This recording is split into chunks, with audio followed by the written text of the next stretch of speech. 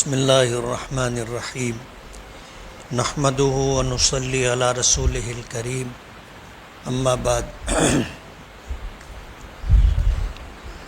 قال النبی صلی اللہ علیہ وسلم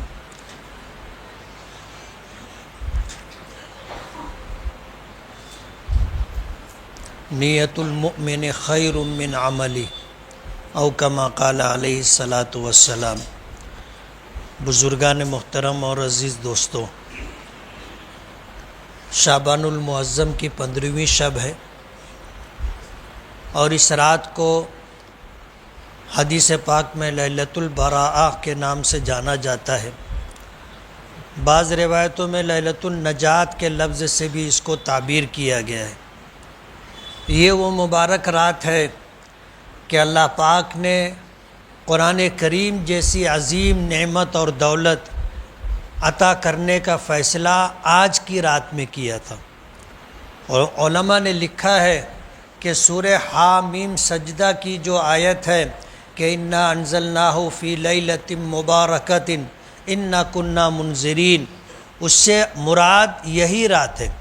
لیکن اس آیت کا مفہوم ہے کہ اللہ پاک نے آج کی رات میں یہ فیصلہ فرمایا تھا اور یہ مقدر فرمایا تھا کہ امت محمدیہ کو قرآن پاک جیسی نعمت اور دولت عطا کرنی۔ پورا قرآن پاک لوح محفوظ سے آسمان دنیا پر شب قدر میں نازل ہوا، جیسا کہ لیلۃ القدر سورۃ القدر میں آتا ہے کہ انا انزلناہ فی لیلۃ القدر، کہ ہم نے قرآن کریم کو لیلۃ القدر میں اتارا ہے۔ آج کی رات اتارنے کا فیصلہ ہوا تھا۔ قرآن کریم کا نزول شب قدر میں ہوا تھا، اور پھر حضور پاک صلی اللہ علیہ وسلم کو نبوت و رسالت ملی، تو 23 سال کے عرصے میں قرآن کریم تھوڑا تھوڑا امت کی ضرورت کے مطابق نازل ہوتا رہا۔ آج کی رات کے متعلق حدیث پاک میں آتا ہے کہ اللہ پاک سال بھر کے لیے اپنے فیصلے جو آنے والے ہیں وہ فرشتوں کو عطا کر دیتے۔ جو فرشتہ جس ذمہ داری پر مامور ہے اس کو اس لائن کے احکامات دے دیے جاتے۔ آج ہی کی رات میں یہ فیصلہ بھی ہوتا ہے کہ آنے والی شب برات سے پہلے کتنے لوگوں کی پیدائش ہوگی، اور یہ فیصلہ بھی ہوتا ہے کہ دنیا میں جتنے لوگ ہیں ان میں سے کتنے لوگوں کا وقت تو پورا ہو جائے گا اور اللہ کی جوار رحمت میں جانا ہوگا۔ ظاہر بات ہے رات بہت اہم ہے۔ 5 راتیں ہیں جن راتوں کے متعلق حدیث پاک میں آتا ہے کہ سورج غروب ہوتے ہی اللہ پاک اپنی رحمتوں کے ساتھ آسمان دنیا پر جلوہ افروز ہوتے، اور اعلان ہوتا ہے حل من مستغفرین، ہے کوئی مغفرت کا طلبگار کہ ہم اس کی مغفرت کریں، ہے کوئی عافیت کا مانگنے والا کہ ہم اسے عافیت عطا کریں۔ اعلان ہوتا ہے، اور اللہ اپنی رحمتوں سے جو کچھ عطا کرتے ہیں ہر وہ چیز مانگنے کا آپ کو موقع دیا گیا ہے۔ آپ اللہ سے ہدایت مانگ لیں، ایمان کا کمال مانگ لیں، دین اسلام مانگ لیں، اچھے اخلاق مانگ لیں، اچھی صفات مانگ لیں، عافیت والی زندگی مانگ لیں، جو مانگنا چاہیں آپ مانگ لیں۔ آج کی رات اور ایسی مزید 4 راتیں اور ہیں کہ اللہ پاک اپنے بندوں کو ان کے مانگنے پر عطا کرتے ہیں۔ یوں تو اللہ کریم ہے، اور کریم اس ذات کو کہتے ہیں جو بغیر مانگے عطا کرتا ہے۔ آج تک ہمیں جو نعمتیں ملی ہیں ان میں بے شمار نعمتیں ایسی ہیں کہ ہم نے اللہ سے مانگا نہیں تھا، اللہ نے بے مانگے وہ نعمتیں عطا کر دی ہیں۔ اللہ پاک کے ہم شکر گزار ہیں، بے پناہ شکر گزار ہیں کہ اللہ نے اپنے کریم ہونے کی وجہ سے بے شمار نعمتیں ہمیں عطا کی ہیں۔ قرآن پاک میں اللہ پاک کا ارشاد ہے وَإِن تَعُدُّوا نِعْمَةَ اللَّهِ لَا تُحْصُوهَا، اگر تم اللہ کی نعمتوں کو شمار کرنا چاہو تو شمار نہیں کر سکتے۔ کتنی چیزیں ہیں، کتنی نعمتیں ہیں کہ ہمیں اس کا نعمت ہونے کا احساس بھی نہیں۔ بے شمار نعمتیں اللہ نے دی ہیں، اور ضابطۂ خداوندی ہے لئن شکرتم لازیدنکم، تم اگر میری نعمتوں پر میرا شکر ادا کرتے رہو گے تو میں نعمتیں ضرور بھی ضرور بڑھاؤں گا، وَلَئِن کفرتم، اور اگر تم نے ناشکری کی، اللہ کی نعمتوں کی ناقدری کی، ان عذابی لشدید، تو میرا عذاب بہت سخت ہے۔ سن لو، اللہ نے ہمیں مسلمان بنایا، ایمان کی دولت دی، قرآن کریم جیسی نعمت دی، اپنے محبوب آخری نبی کا امتی بنایا، اور ہمیں اللہ پاک نے نیکیوں کے بے شمار مواقع دیے جو پچھلی امتوں کے لیے نہیں تھے۔ ہماری زندگی میں کچھ اعمال، کچھ کام ایسے ہیں جو براہ راست عبادت ہے، اور کچھ اعمال، کچھ کام ایسے ہیں جو بالواسطہ عبادت ہے، کہ ہم اگر سنتوں کے مطابق کھائیں تو بھی وہ عبادت ہے، سنتوں کے مطابق چلیں، رہے، سوئے، اٹھے، یہ سب عبادت میں شمار ہوگا۔ اور یہ نعمت اللہ نے صرف امت محمدیہ کو عطا کی ہے، جس میں ہم اور آپ بھی۔ آج کی رات قدر کی رات ہے، پتہ نہیں آنے والی شب برات ہمیں ملے نہ ملے۔ یہاں سے رمضان المبارک میں 15 دن باقی ہے، پتہ نہیں ہم میں سے کتنے لوگوں کا وقت پورا ہو چکا ہوگا، معلوم نہیں۔ رمضان المبارک کے آنے سے پہلے بہت لوگ چلے جائیں گے، انہیں رمضان نہیں ملے گا۔ نبی کریم صلی اللہ علیہ وسلم رمضان کے اہتمام کی دعا کیا کرتے تھے، اے اللہ رجب اور شعبان میں برکت عطا فرما اور ہمیں رمضان المبارک تک پہنچا دے۔ ایک رمضان کا مل جانا، آپ یقین کریے اللہ پاک کی بہت بڑی نعمت ہے۔ ایک شب قدر کا مل جانا 83 سال 4 ماہ سے زیادہ زمانہ عبادت میں گزارنے کے برابر ہے، اور اللہ نے یہ مواقع ہمیں دیے ہیں، اس لیے رات کے اوقات کو ضائع نہ کریں۔ قبرستان جانا سنت ہے، لیکن ہر سال جانا سنت نہیں ہے۔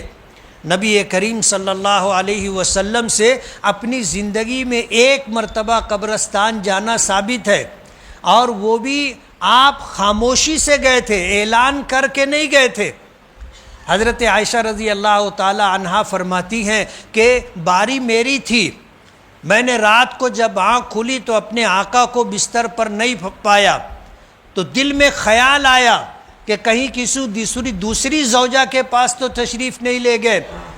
تو میں اٹھی، میں نے حجرے کے باہر دیکھا، چاندنی مکمل تھی، اور نبی کریم صلی اللہ علیہ وسلم مدینے کے مشہور قبرستان جنت البقیع کی طرف جا رہے تھے۔ تو میں بھی تھوڑا فاصلہ رکھ کر آپ کے پیچھے پیچھے چلی کہ کہاں جا رہے ہیں، تو دیکھا کہ آپ قبرستان کے اندر تشریف لے گئے، اور آپ نے اس قبرستان میں مدفون لوگوں کے لیے آپ نے دعا کی، اور دیر تک دعا کرتے رہے۔ اور اس کے بعد جب مجھے محسوس ہوا کہ اب میرے آقا واپس ہوں گے، تو میں جلدی سے واپس آ کر اپنے بستر پر لیٹ گئی، لیکن تیزی کے ساتھ واپسی میں چلنے کی وجہ سے سانس پھول رہی تھی، تیز تیز چل رہی تھی۔ حضور جب تشریف لائے تو میری سانسوں کے چلنے سے حضور نے محسوس فرمایا کہ میں بھی باہر سے چل کر کے آئی ہوں۔ تو فرمانے لگے کہ اللہ کی بندی، کیا تم یہ گمان کرتی ہو کہ اللہ کا رسول تمہارے ساتھ خیانت کرے گا؟ کبھی بھی نہیں۔ تو حضور خاموشی سے قبرستان گئے تھے، اور آپ نے ایسا نہیں فرمایا کہ ہر سال قبرستان جانا چاہیے، نہیں، لیکن قبرستان عبرت کی جگہ ہے، قبرستان جانا چاہیے۔ اوقات کے تعین جیسے شب برات میں ہی جانا چاہیے ایسا نہیں ہے، قبرستان جانا چاہیے۔ حضور نے فرمایا کنت نہیتکم عن زیارت القبور الا فزوروها، کہ میں نے تمہیں قبروں پر جانے سے منع کیا تھا، لیکن اب تم قبرستان جایا کرو۔ تو ہر جمعہ کو اپنے مرحومین کے ایصال ثواب کے لیے، اور مرنے کے بعد قبر میں دفن ہونے کا، اور اس کے بعد اللہ کی بارگاہ میں حاضری کا احساس ہو، میدان محشر میں جمع ہونے کا احساس ہو، اس کے لیے قبرستان آنا جانا چاہیے، تاکہ ہمیں آخرت کا استحضار رہے، ہمیں اپنے مرنے کا استحضار رہے، قبر کی زندگی کا خیال رہے، تو آدمی گناہوں سے بچتا ہے۔ آج کی رات میں کوئی مخصوص عبادت نہیں، کوئی مخصوص عبادت نہیں، آپ اپنی مرضی سے جو کرنا چاہیں کریں۔ جو عبادتیں نبی کریم صلی اللہ علیہ وسلم سے منقول ہیں ہر رات کی، وہ تہجد ہے۔ تہجد کا اہتمام کریں، دعاؤں کا اہتمام کریں، اس لیے کہ اس رات میں اللہ پاک چاہتا ہے کہ میرے بندے مجھ سے مانگیں۔ اللہ نے اعلان کروایا، اس لیے دعاؤں کا اہتمام کریں۔ 2 رکعت نماز پڑھ لے، کچھ قرآن کریم کی تلاوت کر لے، اللہ توفیق دے، کچھ صدقہ و خیرات کریں اور اللہ تعالیٰ سے دعا مانگے۔ ہمارے بزرگوں اور اکابرین کا معمول رہا ہے کہ دعا کرنے سے پہلے کوئی نیک کام کیا کرتے تھے، تو ہم بھی کوئی نیک کام کریں اور اس کے بعد اللہ سے دل کے یقین کے ساتھ مانگے کہ جو مانگیں گے ملے گا۔ اللہ نے اعلان کیا تم مانگو میں دوں گا، ادعونی استجب لکم، تم مجھ سے دعا مانگو میں تمہاری دعاؤں کو قبول کروں گا۔ اللہ کا وعدہ ہے اور اللہ اپنے وعدے میں سچے ہیں۔ یقین کے ساتھ دعا مانگیں، اور دعا اس طرح مانگیں کہ رونا آئے، آنکھوں میں آنسو ہو اور دل دعا میں شامل ہو، اس طرح دعا مانگے۔ آپ مانگو گے اللہ عطا کریں گے۔ آپ اللہ سے اپنی مغفرت مانگیے، عافیت مانگیے، سلامتی مانگیے، پریشانیوں سے، دکھوں سے، مصیبتوں سے، رسوائیوں سے حفاظت مانگیے۔